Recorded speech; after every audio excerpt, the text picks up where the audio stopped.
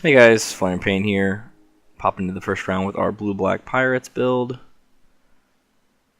Icy Toshiro with Jace the Ingenious Mind Mage Prestige. I'm not familiar with that. Must be from the last season, from the Ixalan season. Alright, we can keep this. This hand actually looks pretty solid. Okay. We should probably start, I guess, with the Storm Tamer. Actually, I'm not sure which one of these we should actually play first. I think maybe let the auto raid get going. This is also the one that we're less worried about if it gets killed. But it depends on if we draw a nice 2-drop, we're going to wish we'd played this one for the Cutlass, so we maybe should have. No, but the other one will probably be able to hold it too if we draw 2. Alright, so we're going to actually be able to get the option to go ahead and use our Evolving Wilds here with the Silent Storm. So that's probably what we're going to do here. Now we could play a second island so we could counter a spell that targets a creature we control. Don't think that's a great deal. Let's go ahead and throw this guy down.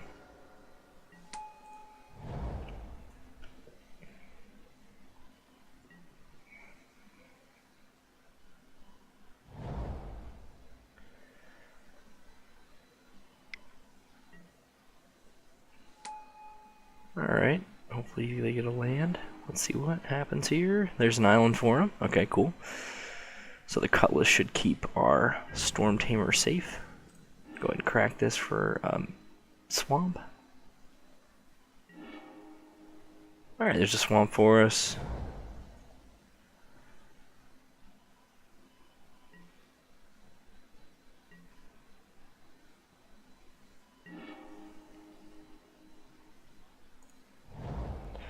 Go ahead and slam this Cutlass.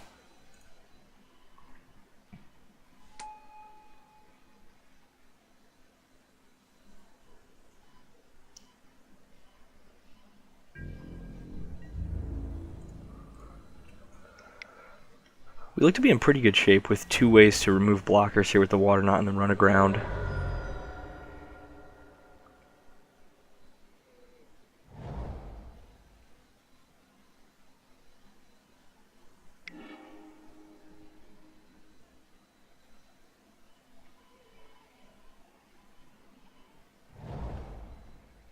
Definitely hoping to make his creature bigger there, certainly.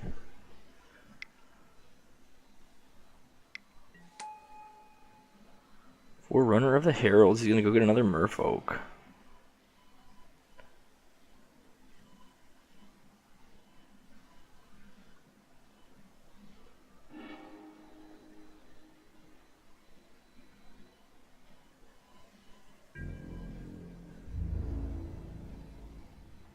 So who did he go get? He went to go get another Forerunner of the Heralds.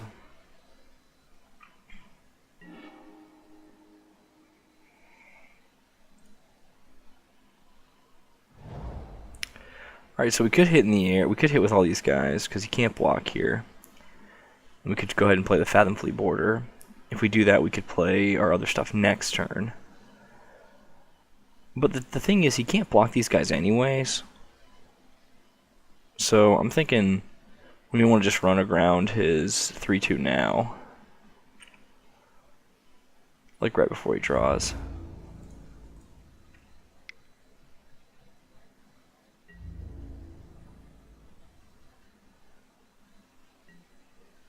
Interesting. Could also Water Knot.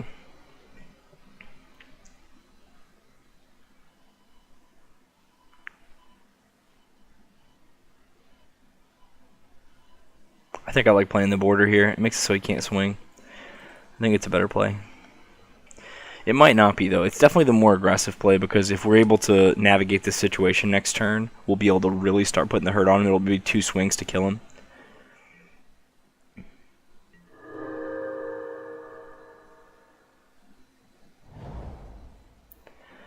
When he casts the Forerunner now, we can always put the bigger Forerunner back on top of his deck before he gets to draw the other Merfolk if we want.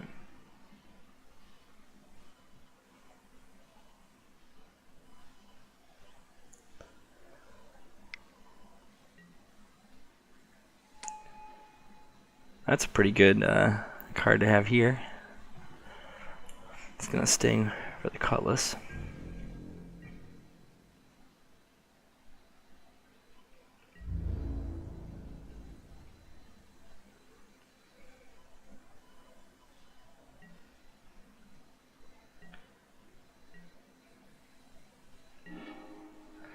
Alright.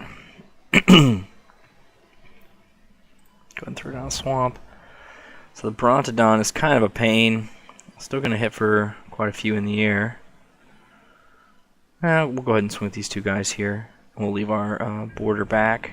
We can always run aground or water knot after the fact. Run aground on the Brontodon might actually be nice because it means that he can't actually cast. Oh, let's see, Crashing Tide. Flashy's got a Merfolk. It's gonna bounce our guy. Huh.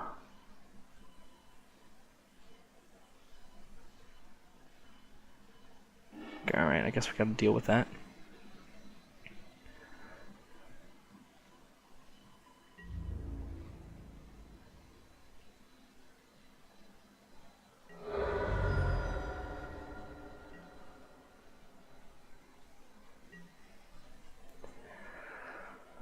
Alright, so at this stage, we got to think about what we should do here.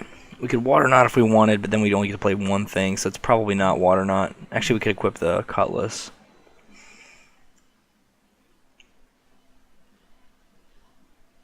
Making this a 5/4. Sure, that might be reasonable. You Water Knot the Herald and you make this a 5/4.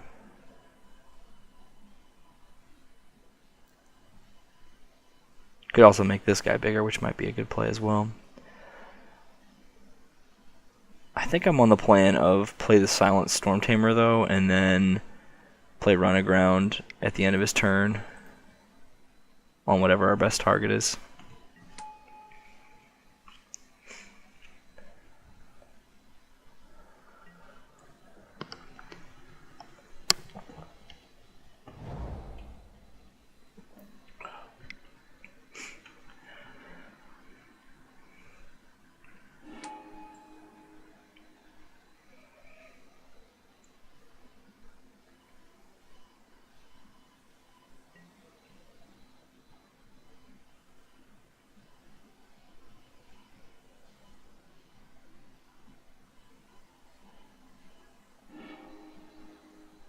Tishana's Wayfinder, okay.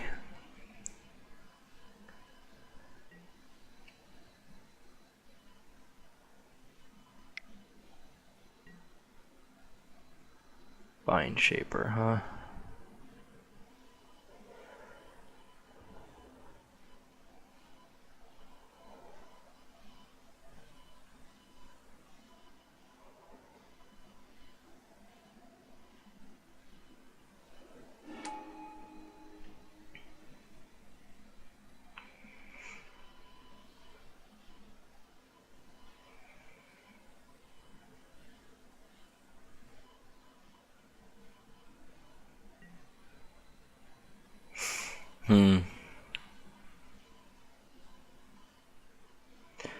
So here we could run aground the bigger of the two Forerunners or the Thrashing Brontodon.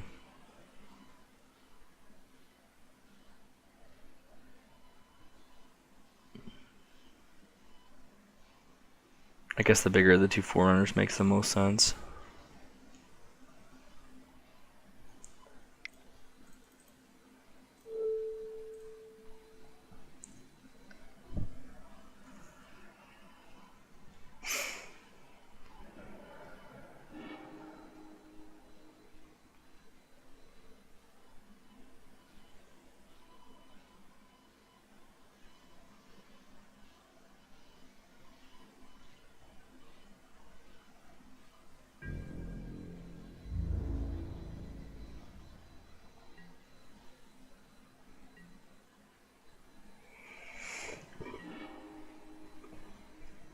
We got another border here. We could play that and equip. That seems fine to me. We're going to go ahead and equip our Mist Cloaked Herald at this point. since it's a little bit safer than our Storm Tamer.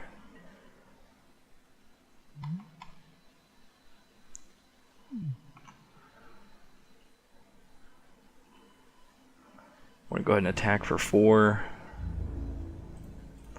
And drop another Fathom Fleet Boarder.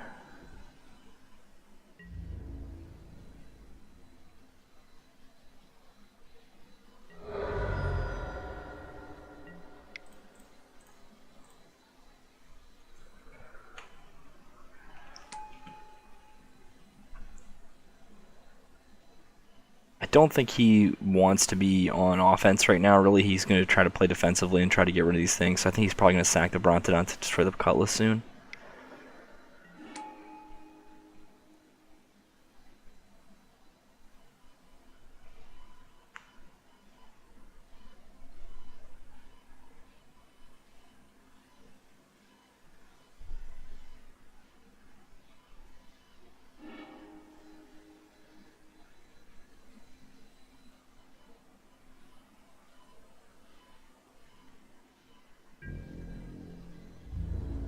Swing for 6, I imagine. No, swing for 9, it looks like. I'd be happy to trade one of the Fathom Fleets for the Thrashing Brontodon, so I'm going to double block there.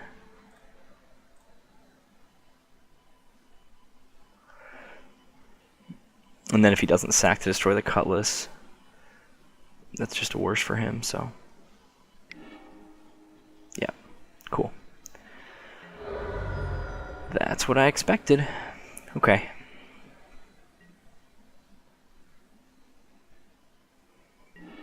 So now we can swing in here, I think. We don't have quite enough to kill him immediately this turn, but we're almost there, and then we can lock down the other creature there with Water Knot.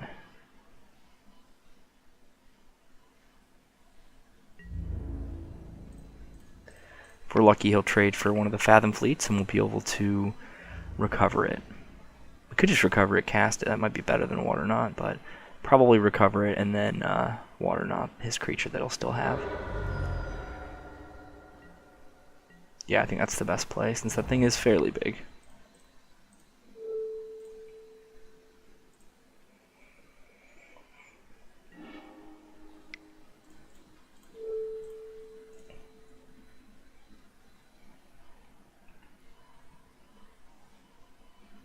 I think he put Tishana's Wayfinder on the top again, yeah. So we should just be in good shape here.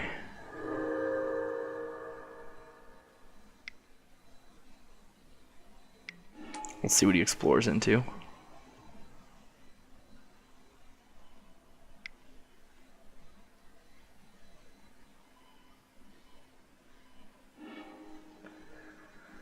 Forest, okay.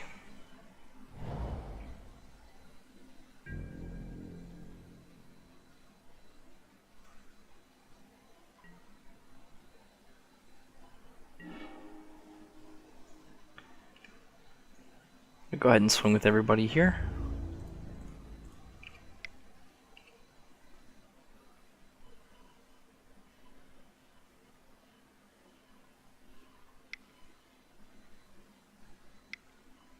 Here comes something. Windstrider. See if he's going to trade or if he's just going to kill our 1/1. I bet he's just going to kill our 1/1 flyer.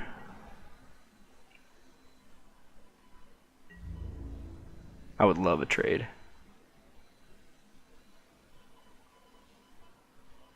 Interesting. Oh yeah, because he can't block the other one on the other guy. That makes sense, actually. Okay.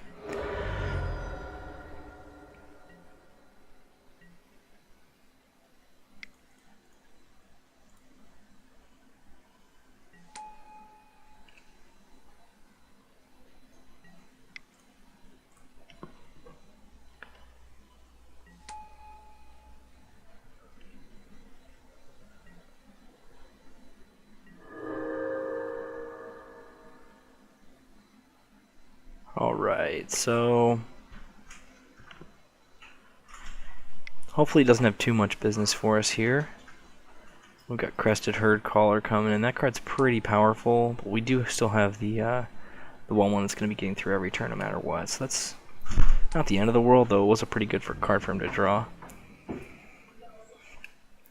Alright, so...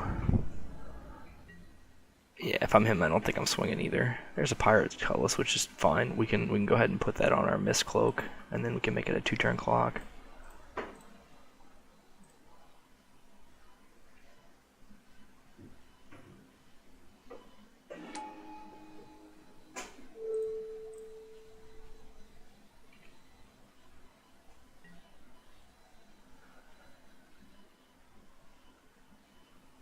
Yeah, so actually, we probably should just put it on that. I think we'll be fine with this. This sounds fine to me.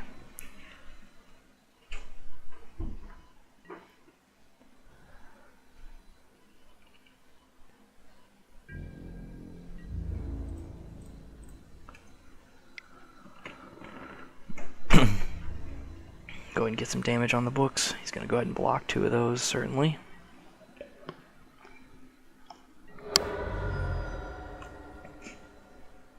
And then he's got 1 turn to draw something to deal with our Cutlass or our Herald.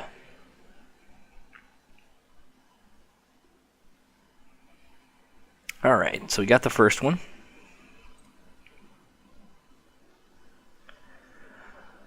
Alright, so his deck seemed pretty reasonable. He had a lot of green guys. Didn't play a ton of cards that were non-creatures. Seemed like the flying was pretty relevant. I don't know if we would be super likely to hit the City's Blessing against him. I don't know if we really want, like, the card advantage might be decent against him, actually. The Water Knots were excellent. I felt like they seemed like they were really good against his deck. The Tempest Caller is probably going to be good against him. The Deadhide Rig Hauler I like, too. The Cancel, maybe. I don't think I'd bring in the Pirates.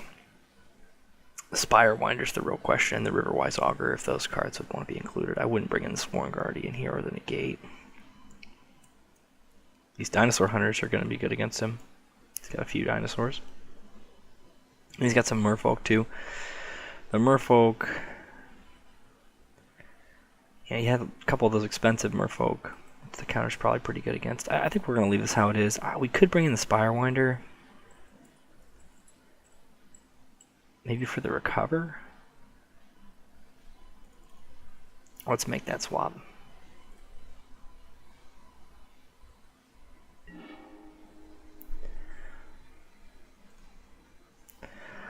Alright, so this doesn't look terribly great. With just 1 Grasping Scoundrel, no blue, we've got 2 double blue cards. This is essentially like already mulled to 5 with the double blues there. So we're going to definitely mulligan this one. This is not amazing because we don't have any creatures, but I think we're going to keep this. We got both colors. We're going to be able to pull another land out with our Evolving Wilds.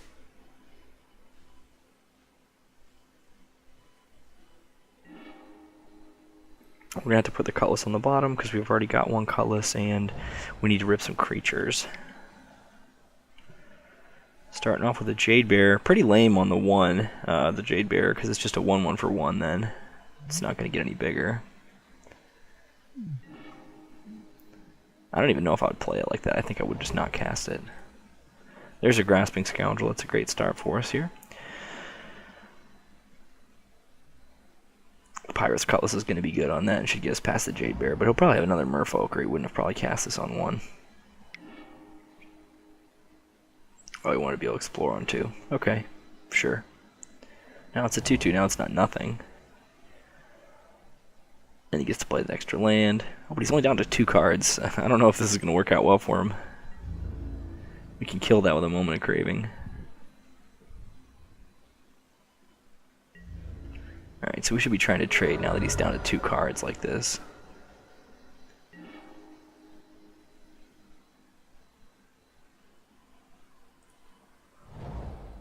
Alright, let's go ahead and attack with our Grasping Scoundrel. We'll drop another Scoundrel.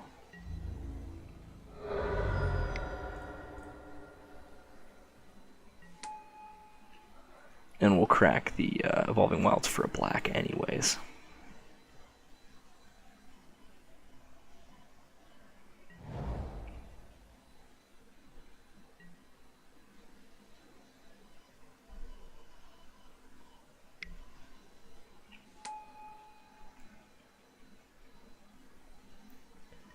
Feeling pretty good about where we are this game. He's playing a lot of small things, and since he has less cards, that's probably going to be good for us. I don't think I would swing there if I were him. I guess he has to, though, because he can't really trade. If he trades those stuff with us, then he's just going to lose the game, so...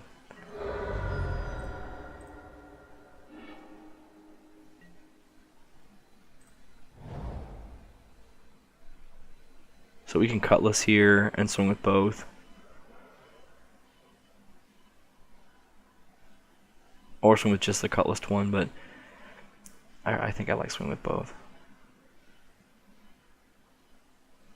He could have River Herald's Boon, which would sting pretty badly. We could keep Moment of Craving up for that if we wanted.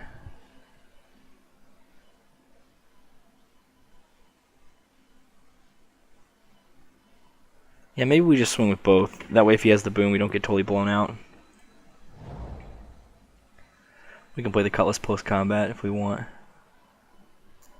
Or we could just play the Cutlass and only attack with that one. That would make it so that we can't lose that combat.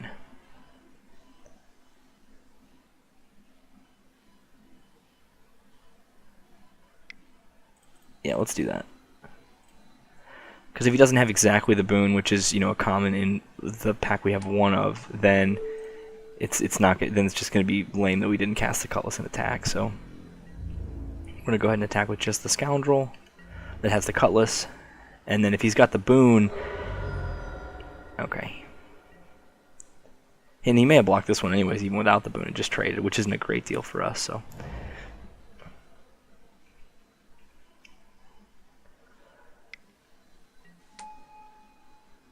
Okay, that's pretty exciting that that's what he cast. So, shortly we're going to go ahead and kill some of that stuff there. He swings in for one, leaves this guy back. Weird. Weird stuff going on here. So we don't want a Tempest Caller yet. We can Moment of Craving if he does anything weird. I think we're just going to attack with both guys here.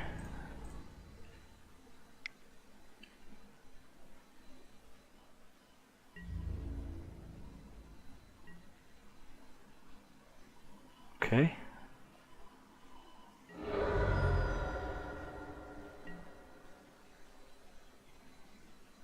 I want to just play our 2/3 now. Just go ahead and I think we'll just go ahead and re-equip the Cutlass.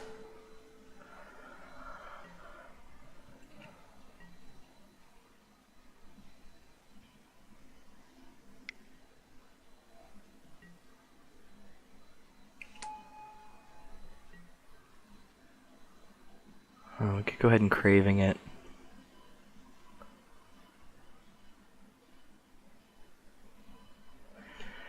Yeah, I think I'm going to go ahead and Craving it.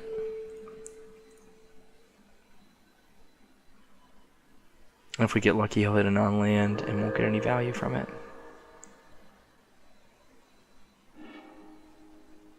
So there's a Windstrider on top, which he can't cast because he doesn't have enough mana for it. So that's pretty good news for us. Perhaps he'll leave back the Griffin to trade, and we can Tempest Caller to get in some extra damage there.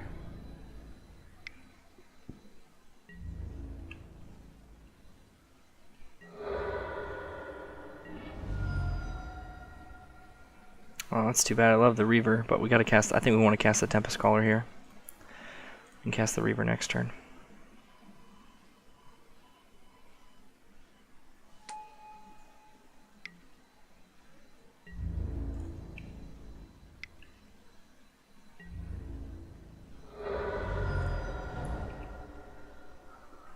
Okay.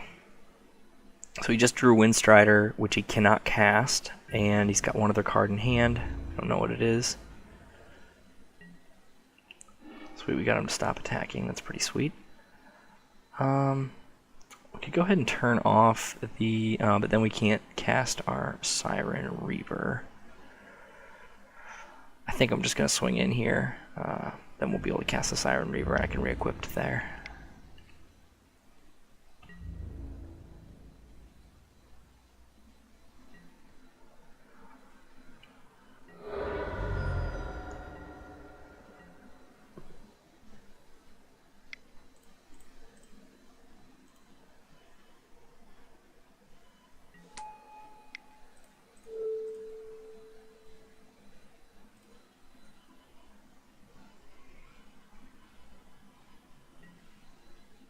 Let's see what he does here. So he played a land, which means he's got the Windstrider up, which means we're going to have to move the Cutlass over to the Tempest Caller.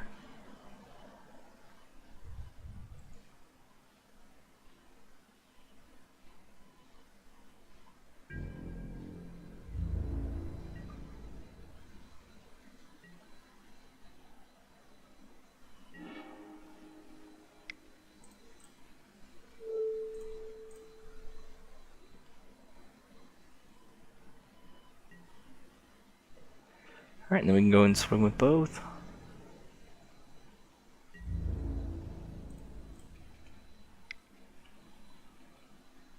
So he does have to block at least one of them. He's probably going to block both of them, but he's definitely going to shoot that in, probably block the Reaver, but he could double block here if he prefers. I can't imagine that he would, though. He might single block here and block there. He might just leave this and let it through. Okay.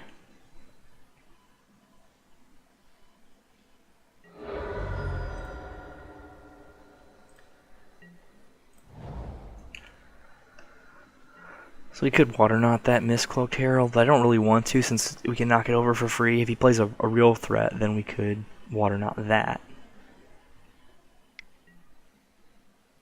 His own Water Knot. That hurts a little bit. We kind of had this game on lock until he dealt with our Tempest Caller. All right.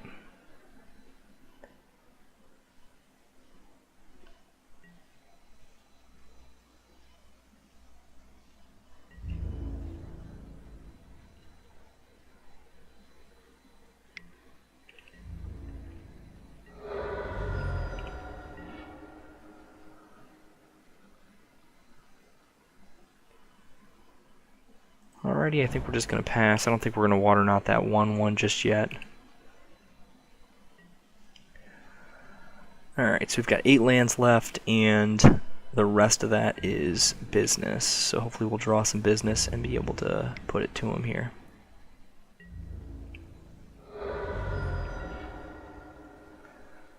Alright, doesn't look like it. 7 lands left.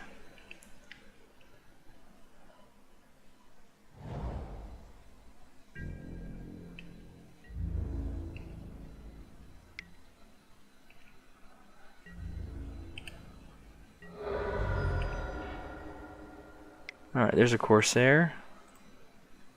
It's pretty reasonable. We'll go ahead and throw it on him. You know, actually, I think that might be a bad idea. There's a sorcery that can destroy the creatures that are too big. You know, I think I'm actually just going to switch that back, even though it just seems totally insane. Shouldn't have put it on there in the first place. Don't want to give him the chance to play a sorcery that can destroy target creature with power 4 or greater. From Ixalan.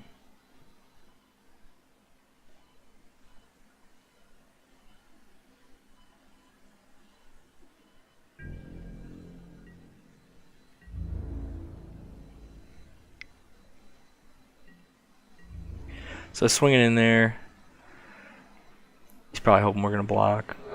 We can put it back on there, and then when we swing, he may have another Water Strider. Perhaps something else that can block a flyer. Deadhigh Rigger is going to let him bounce him back to our hand. That's pretty good. That'll give him just a moment here.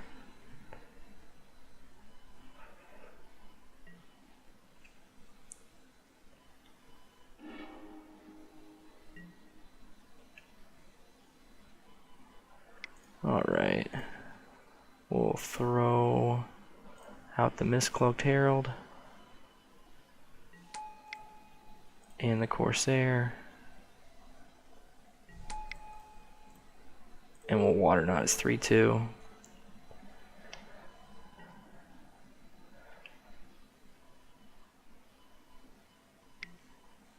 We'll put the Cutlass on the 1/1.